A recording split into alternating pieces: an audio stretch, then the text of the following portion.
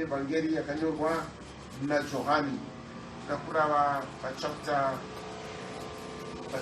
8 ya John.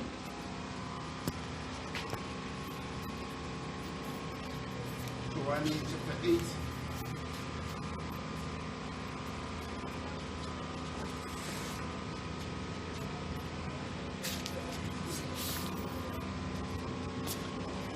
John chapter 8. Ngatrava verse 10 kusvika verse 11.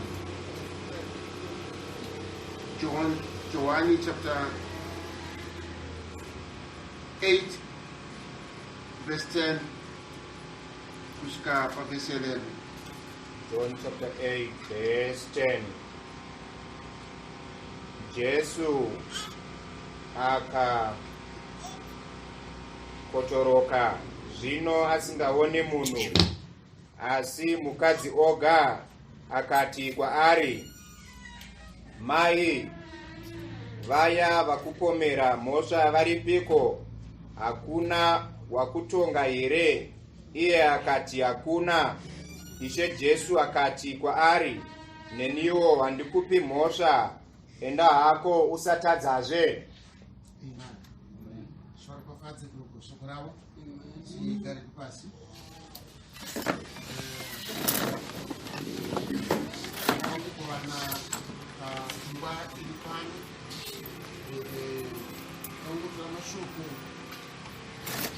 Shona kubva nezvitaverenga sione pfungwa yakatinotora ipapa tangutaura mashoko akarehwa nashe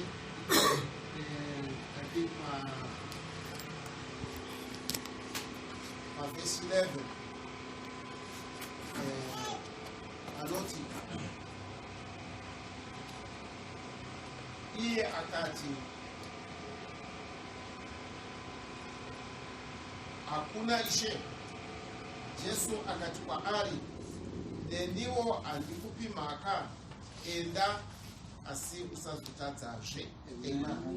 Sadangotora kubva pamashoko awa rayiro yakapiwa mudzimai uyu naShe inoti kubva pari zvino chienda hako, wakatadza, wakaita zvawakaita, wakararama nezvawakararamira, asi kubva zvino chienda. Amen. Usazotadzazve. Saka mudzimai akapiwa mukana wekuwana pokutangira. Mwari vanodaro muupenyu hwedu.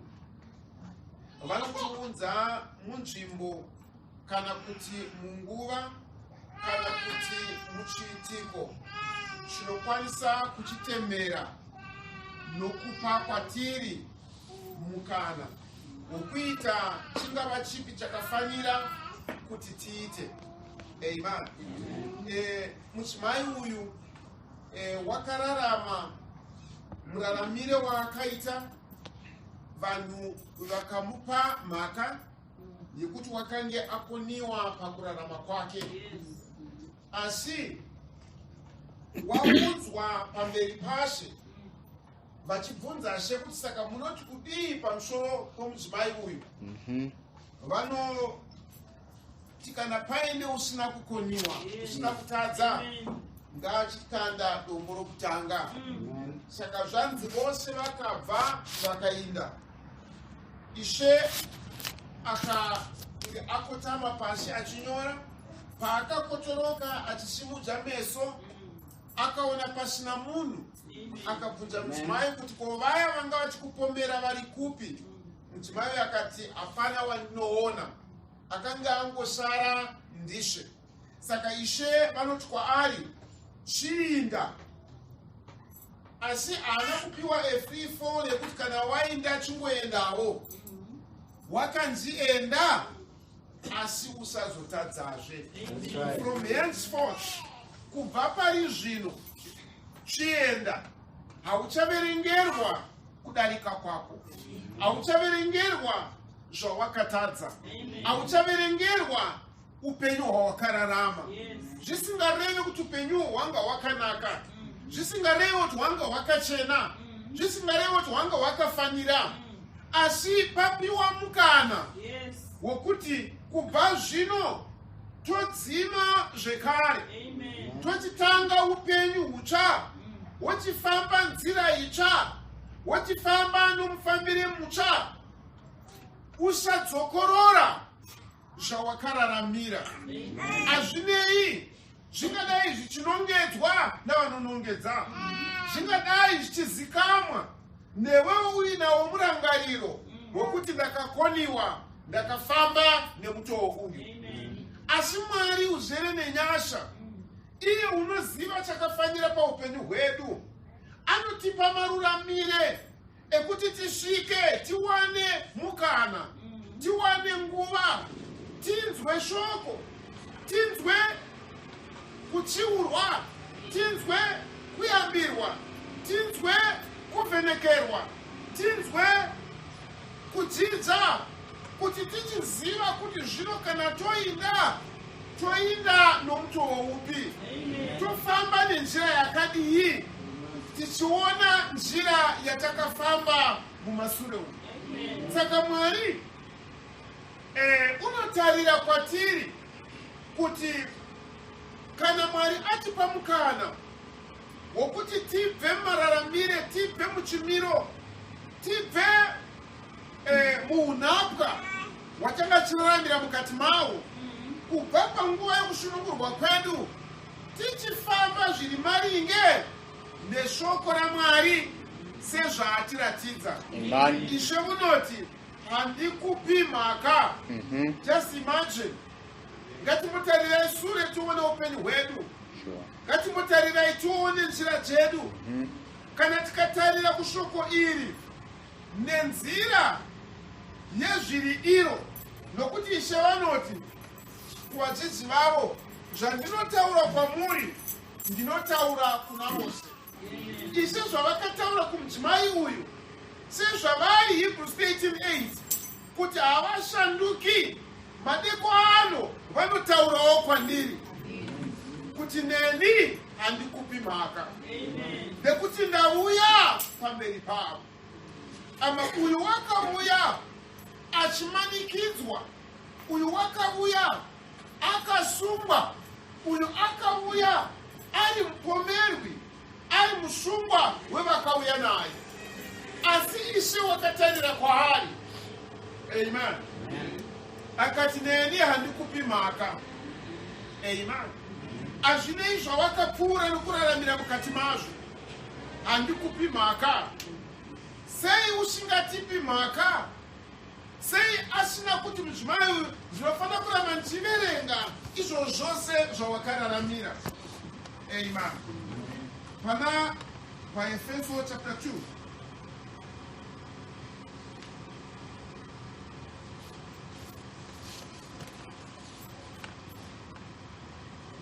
Verse 1 to 3. Efeso chapter 2 verse 1. Wakakuraramisai imi makanga makafa nokudarika kwenyu nezvivi zvenyu, izvo zvamaifamba mukati mazvo kare, netsika dzenyika ino, nenzira dzomuchinda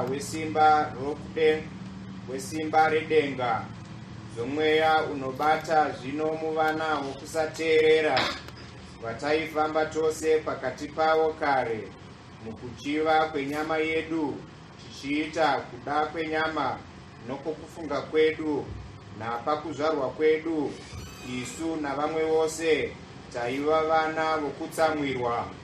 Amen. Now, tobona pano kuti isu takararamiswa. Ndirini watakararamiswa?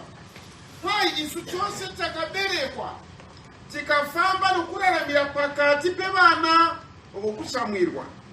Ndizvodi kureva kuti pane chimbiro chatakaunzwa nomachiri.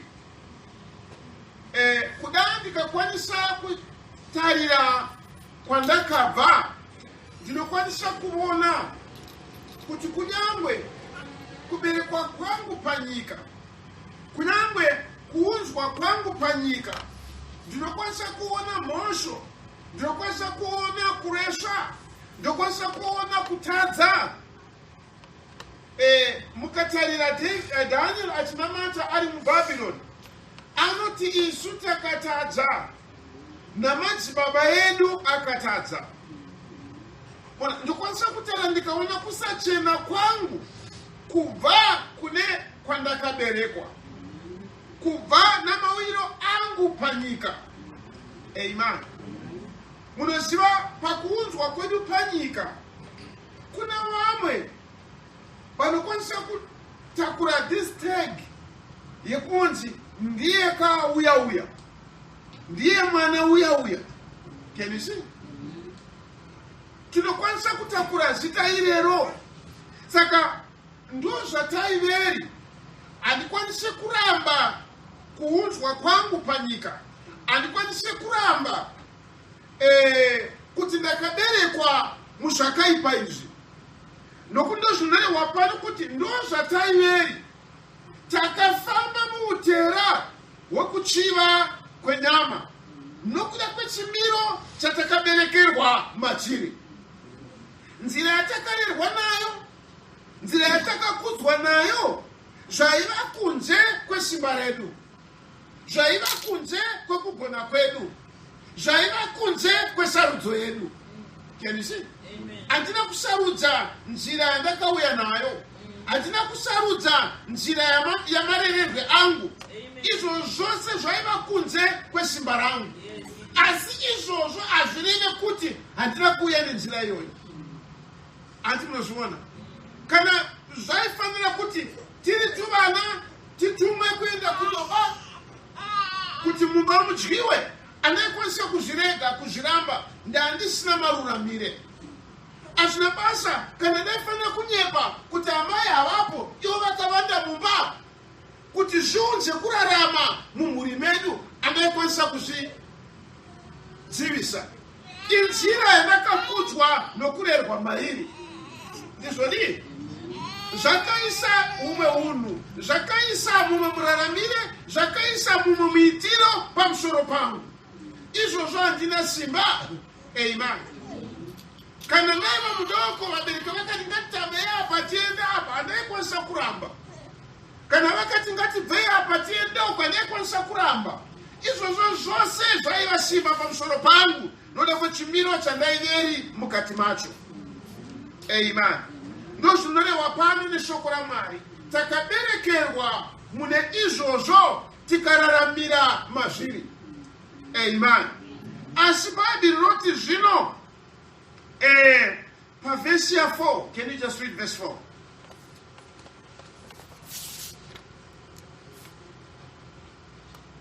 Up to verse 6. Zvino Mwari une nyasha zhinji zhinji nokuda kwerudo rwake rukuru rwaakatida narwo, kunyangwe takanga takafa mukudarika kwedu, wakatiraramisa pamwe chete naKristu, makaponeswa nenyasha, akatimutsa pamwe chete naye, akatigarisa kudenga pamwe chete naye muna Kristu Jesu. Amen. Mwari paakatidaidzira kwaari, hazvina kuitwa nokuti antakanaka, hazvina kuitwa kuti antakarurama. Asi Bhaibheri pano riri kuti kunyange takaberekwa tikararamira muchimiro chatakararamira mukati macho, chekuti dai ndaisarudza ndaiti handaida kuti ndivuye, handaida ndirarame nemutoo uyu, asi izvozvo ndakazviraramira.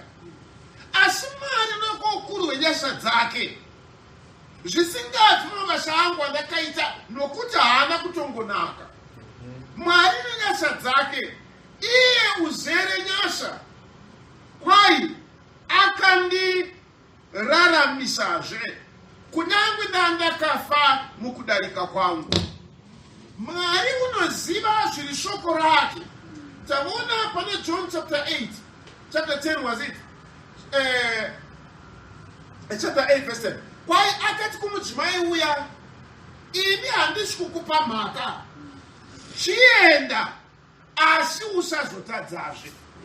Saka ipfungwa yaMwari, kuda kwaMwari kuti kana tapukunyutswa musimba routera, musimba rezvivi, tisava zvekare nhapwa. Unoudza Israel vabuda muIjipita muunhapwa, unovaudza munzira pane Deuteronomy. Mwari unoti, saka zvinondoisa nzira mbiri pamberi pako. Rangarira waiva muranda kuIjipita, mvura waiita yekuchera nemagaba uchidiridzira. Wakanga uri nhapwa, wakanga usina kodzero yawairaramira, asi ndakakudzikinura ndikuendese kunyika. Can you see? Kwete yauchaita futi zvawaita kuIjipita. Nyika iyoyo inonaya mvura. Amen. Saka hasi Mwari unoda kuti tirambe tichiraramira zvatairaramira kare. Anoti kuIsrael, saka iwewe kana waenda kunyika yandinokupa, unofana kuchengeta shoko rangu. Amen. Nekuti kana wasvikako wakohwa, unofanira kunamata uchiti, baba vangu vaiva muSiriya vari mudzungairi, asi Mwari wakavadana akatibudisa isu muunhapwa hweIjipita, akatiunza munyika inonaya mvura inoyerera uchi nomukaka. Mwari haakupise munhamo okuisa munhamozve. Mwari haakupise muzvivi okudzosera zvekare muzvivi, asi unoti kuIsrael, chirega kusiya shoko rangu, nokuti ukarega uchatapirwa kuunhapwa kune mamwe marudzi. Baba vako vaiva muIjipita, ukaberekerwa muunhapwa nokuda kwekutadza. Saka iwe kana ndakusunungura muunhapwa, chirega kudzokorora zvakaitwa navadzibaba vako. Chirega kufambazve munzira yakaita kuti baba vako vave nhapwa. Ndozvinodzwa mudzimai uyu, from henceforth, kubva pari zvino chirega kufamba nenzira iyi, enda usazotadzazve. Amen. Tiri pana vaEfeso chapter 2. Ngatasei pavhesi ya11 nevhesi 12.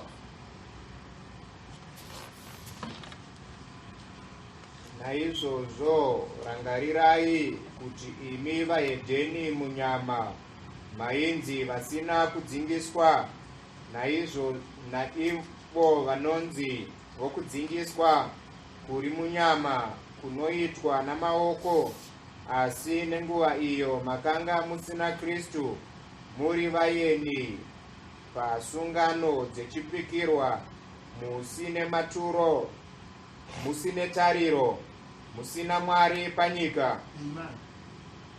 Ndo chimiro chataiviri chinotaurwa pana vaEfeso pachapter 2 pavhesi ya 1 handiti kuti takaberekwa pakati pavana vokusateerera. Zvanzi isisu kare takanga tisina Mwari, takanga tisina Kristu, taiva vaeni, takanga tisiri musungano yeIsrael, takanga tisiri musungano yezvipikirwa, takanga tisina tariro, takanga tisina Kristu, takanga tisina Mwari, tiri munyika. Asi now muna Kristu Jesu isu taingova kare kure, takaswededzwa pedyo. Amen. Mwari haana kutisiya zvekare tiri muchimiro chekare chiya. Ndo zvataiveri hatirambi nyayo. Asi Mwari haatipfudzi mberi tichingova musituation imwe cheteyo. Hatirambi tichingofamba mumatope ezvakaipa zvataifamba mukati mazvo. Hatirambi tiine zita rataiva naro kare, nekuti Mwari ndimwari wokusunungura, achiti enda usazotadzazve. Ndochikonzero patatanga kurava panoti patati takafa mukudarika kwedu, takamutswa pamwe chete naKristu, tamutswa takandogariswa kwete mumatope enyika zvekare, kwete muzvakaipa zvenyika zvekare, bati takanogariswa munzvimbo dzomuchadenga muna Kristu Jesu. Tava imomo, hatichava nhapwa, nekuti Mwari haashuviri kuti tirarame muupenyu hwatakararamira kare huya. Saka hatichetezve mune zvinhu zvakarurama zvinova nyika ino. Wakatigaisa kudenga, munzvimbo dzomuchadenga muna Kristu Jesu. Amen. Amen.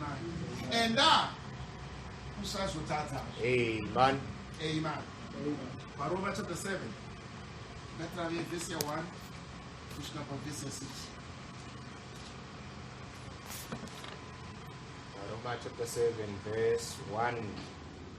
Hamuzivi here, hama dzangu, nokuti ndinotaura navanhu vanoziva murayiro, kuti murayiro unobata munhu nguva yose youpenyu hwake, nokuti mukadzi uno murume wakasungwa nomurayiro kumurume wake iye achiri mupenyu, asi murume afa wasunungurwa pamurayiro womurume. Naizvozvo zvino kana awanikwa nomumwe murume wake achiri mupenyu, uchanzi chifeve, asi kana murume wake afa wasununguka pamurayiro, zvino haazi chifeve kunyange akawanikwa nomumwe murume. Saka hama dzangu, nemiwo makaitwa vakafa kumurayiro nomuviri waKristu, kuti muve womumwe, iye wakamutswa pavakafa, kuti tiberekere Mwari zvibereko. Nokuti panguva iyo tichiri munyama, kuchiva kwezvivi kwakamutswa nomurayiro, kwakabata mumitezo yedu kuti ibereke zvibereko zvinoisa kurufu. Asi zvino takasunungurwa pamurayiro, takafa kuna izvozvo zvatakanga takasungwa nazvo. Naizvozvo tinobatira Mwari nomweya mutsva, tisingabatiri nezvakanyorwa zvakare. Thank you. Now Paul anotionesa sevanhu vanoziva murayiro. Amen. Unofananidza isu nekuwanikwa. Amen. Nekuti kuda kwaMwari pamusoro pedu hakusi kwokuti tirambe kana tiraramire tiri pasi zvekare pesimba raibata matiri munguva yokukoniwa kwedu.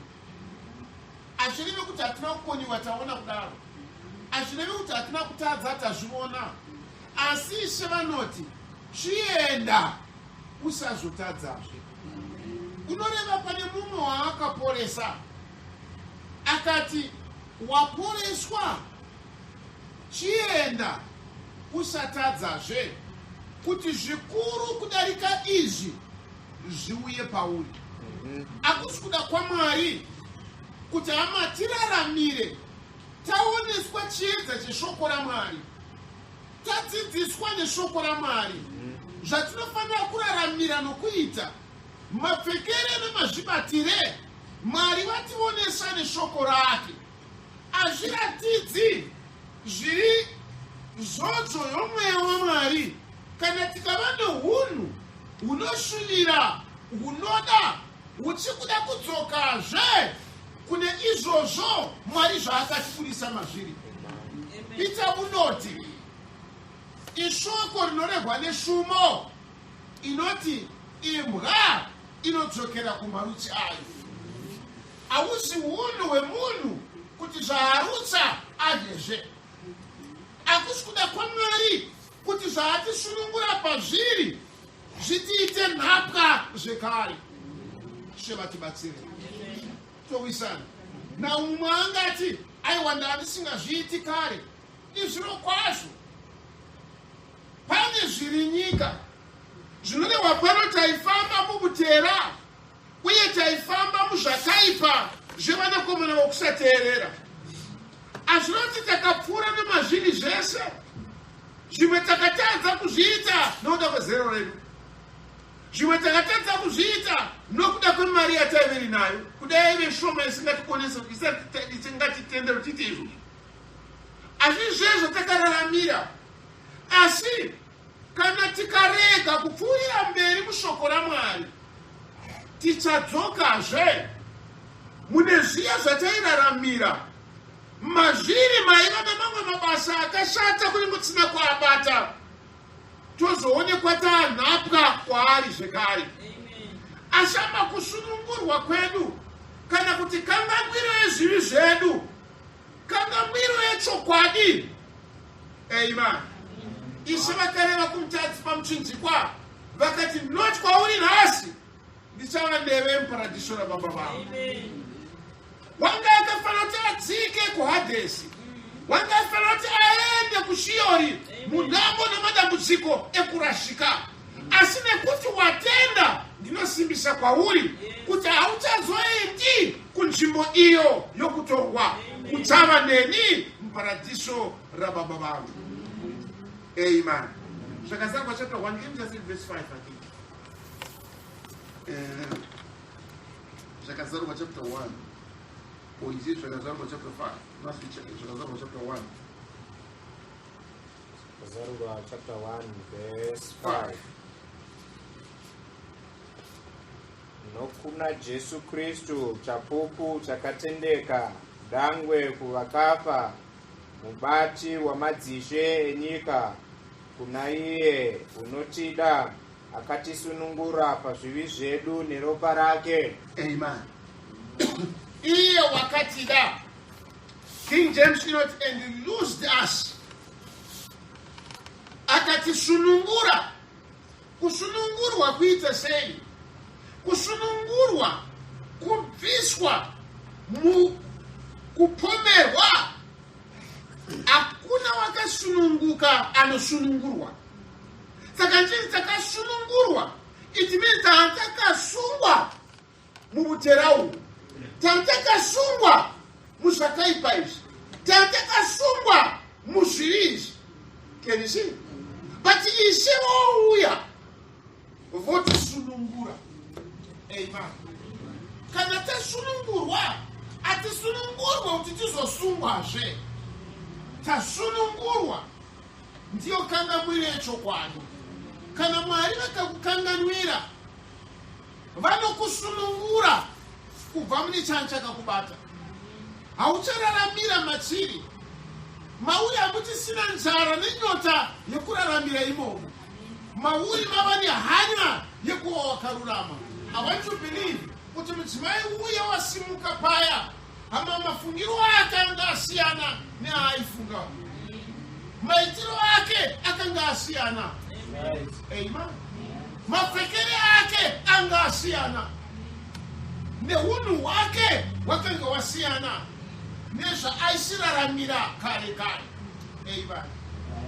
Ndochikonzero kana taunzwa kuna Mwari, mwoyo yedu inosvibira kuva munharaunda dzekunamata. Mwoyo yedu inosvibira tiende kuservice tunova pamwe chete navamwe. Nekuti ama pane upenyu hwandairaramira, neshamwari dzandaiva nadzo, nezvandandakasunganidzwa nazvo, Ishe vakandisunungura. Saka pano pataverenga, panoti takanga takawanikwa kuno mumwe. Handi munoona. Now, mapfekere edu aifanira kuva maringe nekwatakawanikwa. Matauriro edu maringe nekwatakawanikwa. Pane chaitisunganidza nemabasa edu. Bhaibheri panoriri kuti iwaniso yataiva mairi. Bhaibheri roti takabereka zvibereko zvinoendesa kurufu. Kureva kuti takava navana. Chii chakaunza chakakonzeresa tive nezvibereko izvi? Iwanano yataiva nayo kunyika. Handi munoona? Wanano iyoyo yakatipa, zvaitipa kurarama. Tairaramira zvaibva kune uyo wakanga akatiwana. Taipfeka zvataipiwa neiye wakanga akatiwana. Taidya zvaibva kuna iye wakanga akatiwana. Tichibereka zvorudzi rwaiye wakanga akatiwana. Saka Mwari paanouya kwatiri, tinoudzwa nesimba rinotipa kuti from henceforth, kubva pano, hatichaitazve zvataita kare zviya. Handi munozviona? But sei taita zvataita kare? Hama pane mutaurire waiitwa neakanga akatiwana. Pane approach dzaiitwa neakanga akatiwana. Pane upenyu hwairarama neanga akatiwana. Saka Ishe vari kuti handingokurambanisai neanga akakuwana, asi kuti panofanira kuva nokufa kwesimba romurayiro iwoyo. Kwai kana mudzimai akawanikwa murume wake kana akafa, wasunungurwa pamurayiro womurume yeye. Haasunungurwe nekuti watiza, haasunungurwe nekuti aita separation, haasunungurwe nekuti amboindawo kumba kwamai yake, haasunungurwe nekuti awana basa, haasunungurwe nekuti akuziva ichi kana aenda kuchikoro kana aita ichi. Unosunungurwa nechinhu chimwe, rufu rwaakanga akamuwana.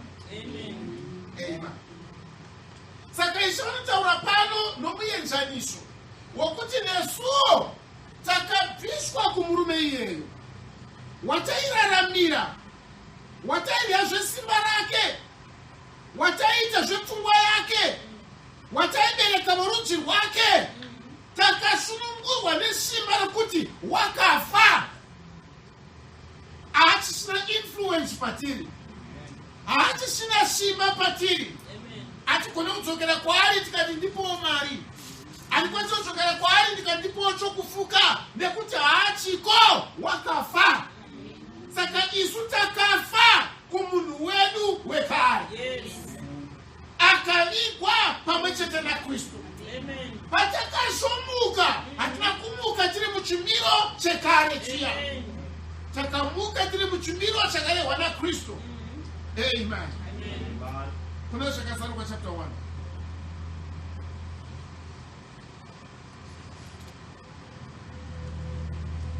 Verse 18.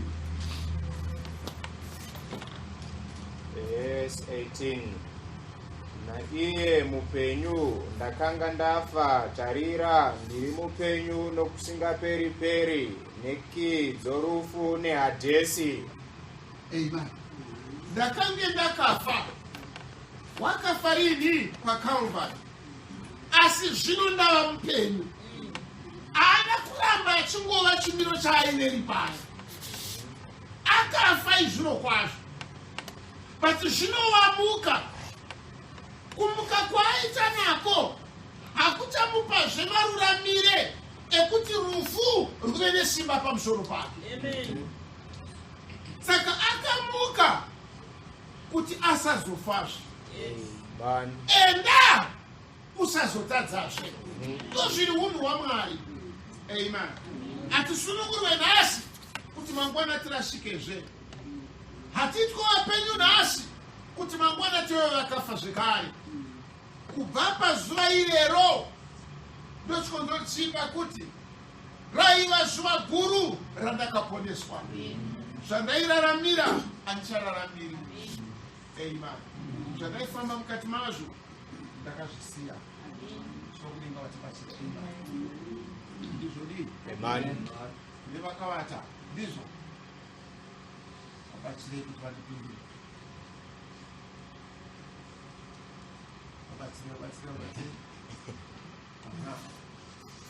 Ndizvo dii? Isawira wakati watizinewo. Ndizvo dii? Okay. Ande kuna Roma chapter 6.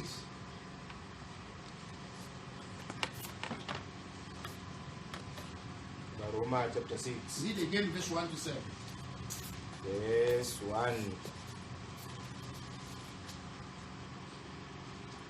Zvino tichatiko? Torambira muzvivi kuti nyasha dziwande here? Aisva isu takafa kuzvivi, tichagara seiko mukati mazvo? Ko hamuzivi here kuti isu takabhabhatidzwa muna Kristu Jesu, takabhabhatidzwa murufu rwake? Naizvozvo pakubhabhatidzwa takavigwa pamwe chete naye murufu, kuti saiye Kristu akamutswa kuvakafa nokubwinya kwababa, saizvozvo nesuwo tifambe noupenyu hutsva. Nokuti kana takava vamwe naye pakufanana naye pakufa parufu rwake, tichadarowo pakumuka kwake, tichiziva izvi, kuti munhu wedu wekare wakarovererwa pamuchinjikwa pamwe chete naye, kuti muviri wezvivi ushayiwe simba, tirege kuzova varanda vezvivi. Nokuti wakafa waruramiswa pazvivi. Alimona the secret. Ndiye imwe yokuti patakaberekwa takaberekwa muzvakaipa. Saka tichikura tiri mu chimiro chokuberekwa muzvakaipa,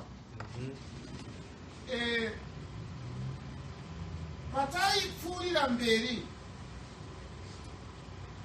mukurarama, zvainyanya kuratidza zvakaipa zvaiveri hunhu hwatakaberekwa mukati mavo. Andi munobona, takaberekwa tiri vatadzi, but musi wandakaberekwa handaigona kuba, musi wandakaberekwa handaigona kunyepa, musi wandakaberekwa handaigona kufeva. But hazvireve kuti ndakaberekwa mukururama.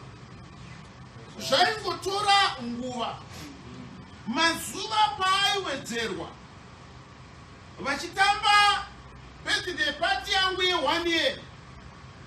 Ama izvo zvakandisimudza kundiendesa pane chimwe chiyero chokutadza, kwete chekururama, chokutadza. Pandakati yechipiri, yechitatu, yechina, yechishanu. Nokuti pandakaberekwa at one day, hapana maruramire kuti ndirohwe. But kama ndakuenda kuma 3 years, ndakurohwa nawo. Kureva kuti ndiri kuadvansa mukutadza. Ndozvoenda kuchikoro, zvokwenenzvera kutadza ikoko. Ndoramba ndichikura, ndova nomuviri wakura, ndova nepfungwa dzakura. Izvozvo zvoita kuti zvikwenenzvere kutadza kwangu kuya. Zvoramba zvingowanda. Amen. Nekuti ndakaberekwa muzvakaipa. But nyasha dzaMwari mukuwanda kwekutadza kwangu, like this woman, ama kuwanda kwekutadza kwake kwaifanira kuti atakwe navagwe, Ishe unoti handikupi mhaka. Chii chakakonzera kuti Ishe asamupa mhaka? Nekuda kwokuti wakanga aunzwa pamberi paMwari nekuda kweukuru hwekutadza kwake. But Ishe voti handikupi mhaka, chienda. Saka muchimai uya ungavhunza, saka zvondoenda zvoreva kuti kana zvandakaita ndisingapiwe mhaka, ini ndakatadza but handichapiwa mhaka, ini ndakaita zvakarurama handichapiwa mhaka, ndopfuurira mberi here mukutadza kwangu? Ishe unopindura mubvunzo iuya achiti enda, asi usatadza futi. Can you see? Ndozvinorehwa pano naPauro muudzamu hwekutadza kwedu. nyasha dzamwari dzakawanda. Saka kana kutadza kuchiunza nyasha ndorambira here muzviri izvi. Paul woti haisva ise paakaninzwira nyasha haana kundisiya ndiri muchimiro ichocho, asi kuti akatora munhu wangu wekare wairarama mukutadza uku akaroverwa pamuchinjikwa pamwe chete naye, kuti ndimuke kwete nekumuka kwaneisimuka mazuva esawo, asi ndimuke nekumuka kwaKristu Jesu, iye unoti ndakanga ndakafa asi handichafa futi. Saka ndamutswa kubva mukutadza handichatadzazve, ndaunzwa musimba rekurarama, ndakuenda ndopiwa maruramire ekuti ndisatadzazve. Amen. Chii chaita zvino kuti ndisatadza? Kwai imi makange makafa mukudarika kwenyu, but Kristu Mwari akakumutsai akakugarisai akukubvisai sei maitadza, nokuti maiva munyika. Is that right? Bible taura chiti nyika igere muno wakaipa. Is that right? Sei tichitadza nokuti tigere munyika igere muno wakaipa. Saka Mwari atinzwira nyasha haana kutiraramisazve munharaunda dzenyika, wakatigarisa muchinzvimbo dzomuchadenga. Ndosvikonzo Jona achiti vadikama tasekura kutoona kuti takaitira kuti vana vaMwari, ndo zvatirivo, asi nyika haitizivi, haikunzwisise sei usingadi kupfeka sayo, haikunzwisise sei usingadi kutaura sayo, nezina rakwini sei uchipfeka zvakadai, nechimiro chaurichi sei uchiita zvakadai, nebasa raunaro iri sei uchirarama upenyu hwakadai. Havazviwisise nekuti hausi kugara munharaunda idzodzo, uri kugara munharaunda dzomuchadenga muna Kristu Jesu. Mwari wekudenga vatibatsire. Nyika haikuwisise, ukada kunzwiswa nenyika unobva mulaini reshoko raMwari. Amen. Saka zviri zvawanda mandiri, nyasha dzakabva dzanyanyawo kuwanda. Saka ndorarama muzviri here kuti nyasha dzaMwari dzirambe dzichiwanda. Shoko roti hazvichagoni nokuti takaroverwa pamwe chete naKristu, tikamuka pamwe chete naye, kuti tifambe muupenyu hutsva. Mwari wekudenga vatibatsire. Amen. Kubva panguva iyoyo ama pane nguva yatakabviswa kuti tipiwe maruramire ekugamuchira iri zvokwadi yaMwari. I think Isaiah chapter 9 inotaura pamusoro pekuuya kwaKristu, kupiwa kwatakaitwa mwanakomana. That was chapter 9 yaIsaiah, handiti? Galirai tapiwa mwana, tazvarirwa mwana, tapiwa mwanakomana.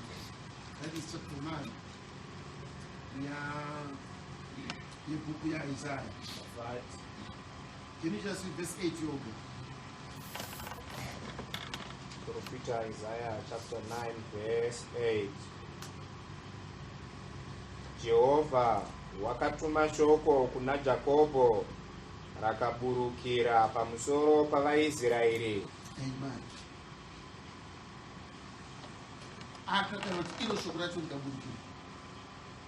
What does it say? Jehovha wakatuma shoko kuna Jakobo rakaburukira pamusoro pavaIsraeri. Amen. Now, tose tinoziva kuti Jakobo wakaberekwa ari Jakobo nokuti zvanzi waiva munyengeri. Ndizvodi mawaniro aite zvinhu zvose zvaishanda nelaini iroro reuJakobo iro. Asi paJabhoku zita rake rakashandurwa zvikanzi hauchanzi Jakobo wava kunzi Israel. Jakobo zvinoreva munyengeri, but Israel zvinoreva muchinda pamberi paJehovha. Amen.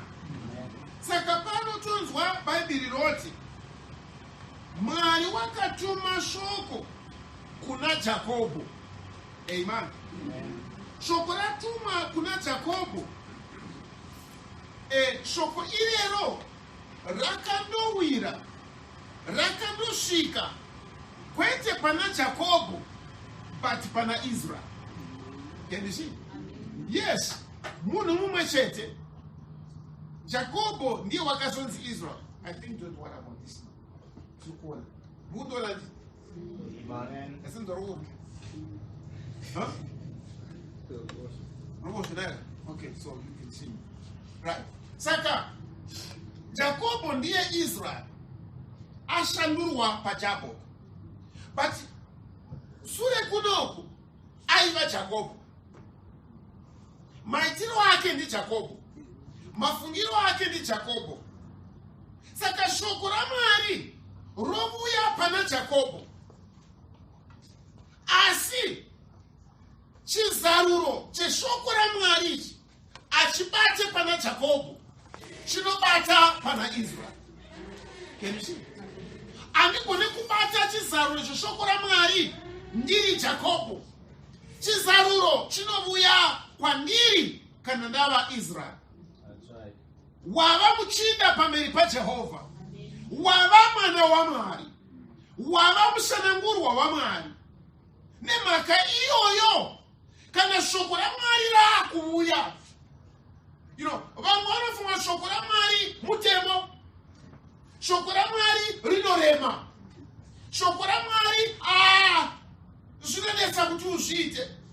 Andi munoona. Ndochikonzero I don't care. Tingabudzwa, tingadzidziswa, tingaparidzirwa shoko ra Mwari. Pana vanhu vane upenyu nohunhu hwokuti hazvigoneke. Can you see?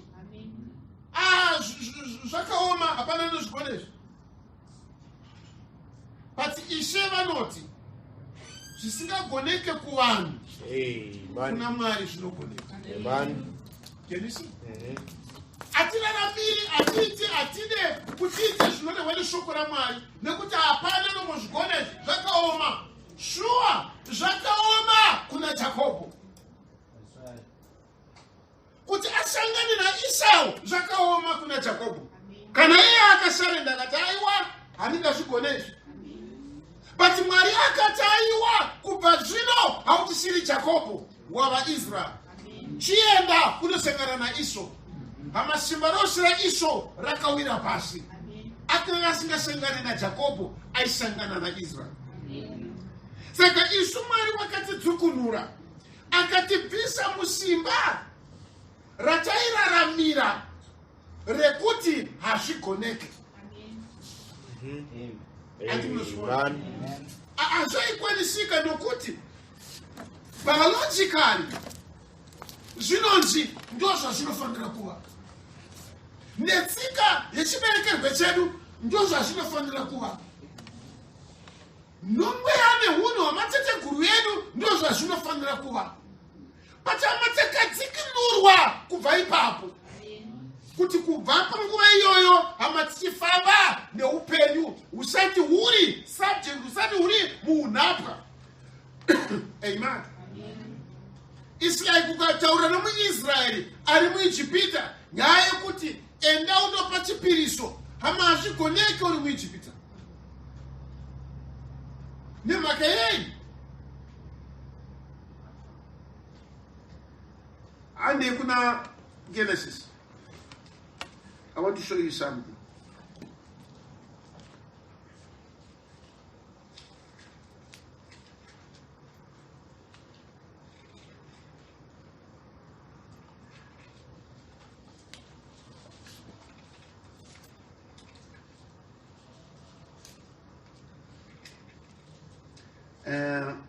Let's go to verse chapter 46.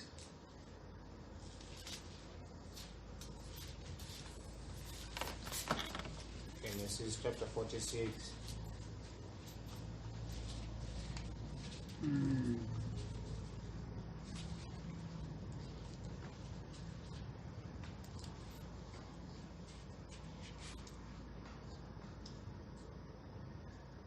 Can you read verse 31?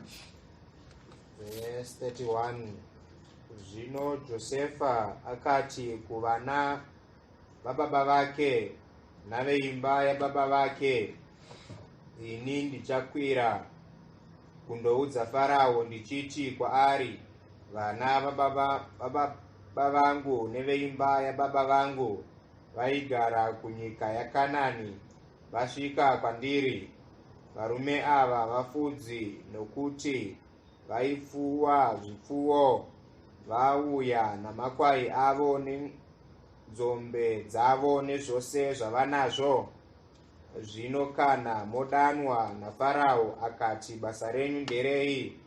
Muti, varanda venyu vaiva vapfuwi vezviyo kubva paucheche hwedu kusvikira zvino, isu namadzibaba edu, kuti mugare munyika yeGosheni, nokuti vafudzi vose vanonyangadza vaIjipita.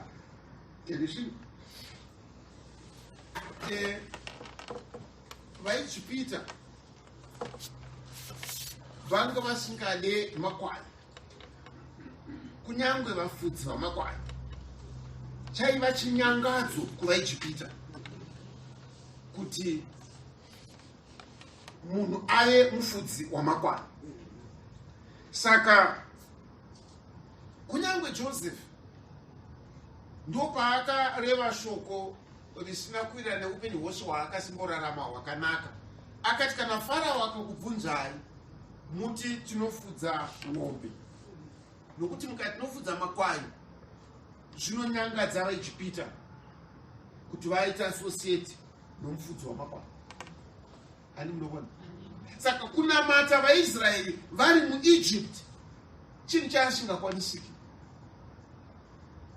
Asi Mwari wakavasunungura kubva muunhapwa hwekutadza kunamata, vachiendeswa kunyika yakasununguka. Ndochikonzero pavakaenda kuEgypt vakandogariswa kusection yainzi Goshen. Havana kuiswa mukati mavamwe nokuda kwokuti vaiva vafudzi. Nekuti vakaiswa kunze ikoko, zvakava chibatiso zvekare chevaIjipita kuti vavatambudze vari kusection iyoyo, vasingaverengerwi pakati pavaIjipita. Saka ndozvataiveri pakurarama kwedu. Tatisina maruramire ekunamata Mwari, asi Mwari watidzikinura, unoti enda usararamazve nomuraramiro uya. Wasunungurwa, wadzikinurwa kubva pazvivi zvako. Amen. Dzikinuro yaMwari inotipa maruramire ekuti tisava nhapwa kune izvozvo zvaiva tenzi kuupenyu hwedu. Job chapter 42. Verengai verse 1. Just read verse 5 and 6. Job 42 verse 5. Ndakanga ndanzwa zvenyu nokunzwa kwenzeve, asi zvino ziso rangu rinokuonai. Saka ndinozvisema nokuzvidemba muguruva namadota. Go back to chapter 19 verse 25. Chapter 27. Chapter 19 verse 25. Asi ndinoziva kuti mudzikinuri wangu mupenyu, uye kuti pakupedzisira uchasimuka panyika. Kunyangwe ganda rangu richinge raparadzwa saizvozvo, kunyangwe zvakadaro ndichaona Mwari. Ndisine nyama yangu ndichamuona ari kurutivi rwangu. Meso angu achaona asati ari omutorwa. Itsvo dzangu dzapera mukati mangu. Thank you. Go down to 17, 13 to 15. Chapter 17. Chapter 17 verse 13. Kana ndine tariro, Shiori ndiyo imba yangu, ndakawadza nhovo yangu murima, ndakati kubwiro, ndiwe baba vangu, nokuhonye, ndiwe mai vangu nehanzvadzi yangu. Zvino tariro yangu iripiko? Kana iri tariro yangu, ndianiko ungaiona? Amen. Now, Job anoti ndakashingonzwa nekunzwa kwenzeve, asi zvino meso angu akuvona. Zvandajekerwa nekuvona, zvandandisingaoni, zvandaisita zvokungonzwa nenzeve, pane zvino zvoitika paupenyu hwangu. Ndava kutendeuka, ndava kuenda mumadota, ndinotsvaka kangamiro yangu kuna Mwari. Enda usazotadza. Hazvikoni kuti kana wasunganiswa nenyasha dzaMwari, mauri muve neunhu hunoshuvira, hunoda nzira dzako dzekare. Tinowisana. Ndochikonzero paEfeso vakati vatenda, vakauya nebhuku dzavo dzoun'anga. I want to believe. Vakauya zvekare nehembe dzavo dzoun'anga. Havaizararamirazve, vakapfeka ngundu dzeun'anga. Ivo vauya vakada kuparadzaniswa nechero chaiva nechekuita neunhu hwavo husakarurama. Ndizvodi? And I want to believe. Ama munguva dzangu dzokusaziva shoko raMwari, hama pane mapikicha andaitorwa, mamwe ndisina ndakashama, mamwe ndiine hunhu husiriwo. Ama ndaoneswa shoko raMwari, handidezve kuzviona muchimiro ichocho. I don't think zvakanaka ndinochengeta mapikicha kubva ndiri mucheche, ndakatorwa ndiri mucheche, ndinoafaraiwa, ndinoada ndachengeta, ndozvandaiveri ndiri mucheche. Mapikicha anotaura noupenyu hwangu. Masnepi okudhara taiti masnepi handiti. Anotaura pandaiva kuchikoro, pandaita izvi. Asama, pane andaitawo zvakashata. I don't want to keep them. Handiri kurangaridzwa zvakashata zvandairarama mukati mazvo. I don't believe ndicharadza vana vangu mapikicha ndakatorwa ndisina kupfeka. Tando zvandaiveri ndiri mudiki. I don't believe kuti ndingada ndizoratidza vadiki vamwe vachatevera zvandaipfeka zvisati zviri izvo. Tinowisana. Ndochikonzero uyo wakatenda unoti ndinonyara pamusoro pezvandakararama nokufamba mukati mazvo. Amen.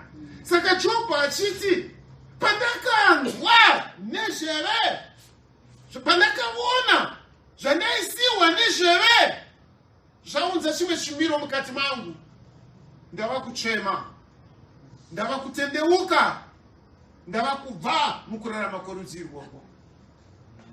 Ndizvodi? Ishe vatibatsire. Pane zvainetsa upenyu hwangu. Job anobvunza mumachapter 14 kana munhu akafa uchararamazve here? But nekuti wajekerwa nenyaya yekuti Mwari unomborevei kwaari, unoti kunyange ndikatasana nehwiro, ndisati hwiro uri baba vangu, honyi uri hanzvadzi yangu namai vangu, handichatyi kupfuura nomunhano iyi nekuda kwokuti pane chakaitika muupenyu hwangu. Ama maonero ako pamusoro pekuti kufa chii zvinojeka. Saka Paulo achiti handiti mune vanhu vasingazivi pamusoro peavo vavete. Can you see? Patinoradzwa shoko raMwari zvinojekesa muono wedu, zvinojekesa mufungiro wedu, zvinojekesa matonero atinoite zvinhu. Nemhaka yei? Nemhaka yekuti ndajekerwa, handichada kuraramira muzvinhu zvekare. Ishe vokudenga vatibatsire. Ndochikonzero Zakeya akareva achidaro akati aiwa, pfuma ndinayo. Asi wakayeuka akati pfuma iyi ndakaiwana sei? Ndakabira vanhu, ndichitorera vanhu zvinhu zvavasingavadzoseri, saka ndakutora hafu yepfuma yangu ndoipa varombo kuda ndakakontributa kuurombo hwavo nokuda kwemabiro andaita nezvandaita, saka ndakuipa hafu yacho kuvarombo. Imwe yasharai ndakutevedza vese vandakatorera zvinhu zvavo. Wandakatorera chimwe ndomupa zvazvingani zvava zvina. Handidi kuramba ndine rangaridzo yezvakaipa zvandakararamira. Kana ndashara ndine zvandinazvo, kana ndava nechandichatanga kubva pano chienda mberi, ndakurarama in honesty, ndakurarama mukujeka kwokufamba zvakanaka pamberi paMwari. Handichada futi kuti ndive pandiri nemhaka yezvandakashimboraramira. Jesu anopindura vachiti, ndinoti kwauri nhasi ruponeso rwapinda muimba ino, nokuti iwe uri mwana waAbhurahama. Amen. Abhurahama paakaratidzwa zvokwadi haana kuzodzokera kunyika yekare, haana kuzodzokera kundotsvaka zvekare zvaairarama mukati mazvo, asi kuti wakatsvaka guta rine nheyo ishanomuvakari. Hamwe ndozvatiri katadzikinurwa nenyasha dzaMwari. Enda usazotadzazve. Hatiraramiri zvekare mune zvinhu zvakaipa, hatifambi zvekare mutsika dzakaipa. Amen. Nokuti ndatenda. Amen. Ndizvodii? Shona tibatsire. Kana shoko raMwari randijekera, ndandichipfeka hangu matrauza angu ndiri munhukadzi, ndandichipfeka mamini angu, ndandichipfeka masiriti aitaurwa namufundisi nezviro kuti masiriti acho anodarika dhirezi racho, ndakuenda kundosona. Handichada upenyu hwekare, handichada kurarama zvekare nenjira yandairaramira, nekuti shoko randiudza enda usazotadzazve. Chii chaimboita kuti nditadze? Ndaifamba neshamwari dzekutadza. Saka kana wanzi enda usatadzazve, chirega kufamba nechaikutadzisa, chirega kurarama nechaikuitisa, izvozvo zvakafanira. Iva munhu mutsva pamberi paMwari. Shoko kudenga kuti batsire. Tichipedza ngativerengei Matthew 11 verse 28 kusvika pa30. Matthew chapter 11 verse 28. Matthew chapter 11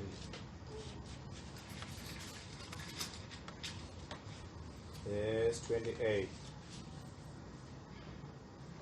Uyai kwandiri imi mose makaneta makaremerwa, ini ndichakuzorodzai. Muise joko rangu pamusoro penyu, mudzidze kwandiri, nokuti ndiri munyoro, ndine mwoyo unozvininipisa, kuti muwane zororo pamweya yenyu. Nokuti joko rangu rakanaka, nomutoro wangu unorerukira. Amen. Ishe Jesu Kristu ndiye zororo yedu. Amen. Amen. Anoti uyai kwandiri ndikupei zororo. Kana tapiwa zororo rashe, Ishe vakareva wana achiti handikupise kupa kwenyika. Kana wapiwa zororo, wazorora. Amen. Wanga uri pasi pomutoro wemabasa waishandiswa, asi hunhu hwaMwari ndihwohwo hwokuti kana akudzikinura, hachisi chivo chake kuti uve nhapwa zvekare. Amen. Hakusi kuda kwake kuti uve zvekare muranda weizvo zvakakumanikidza. Saka vachiti uyai kwandiri mose makaneta makaremerwa, ndikupei zororo. Amen. Kana tauya kuna Kristu, tauya kuzororo iri, ama tauya munzira. Amen. Yes, kare kare taifamba, but kana tauya kuna Kristu, tinenge tichifamba. Patenge tichifamba tiri kupi? Tofamba tiri munzira. Amen. So muimbi unoti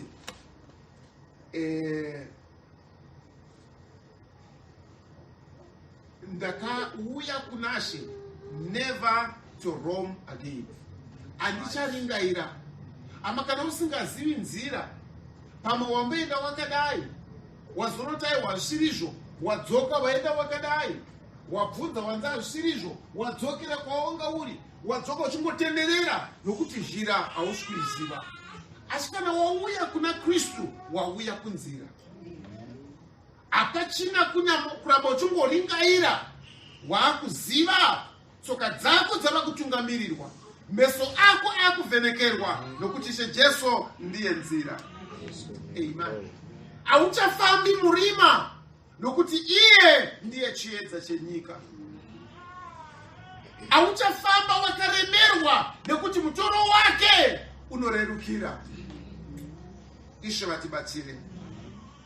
Ishe Jesu Kristo ndiye zvino rugare rwedu. He is our peace. Ndiye kunyaradzwa kwedu. Ndiye kururama kwedu. Ndiye upenyu hwedu.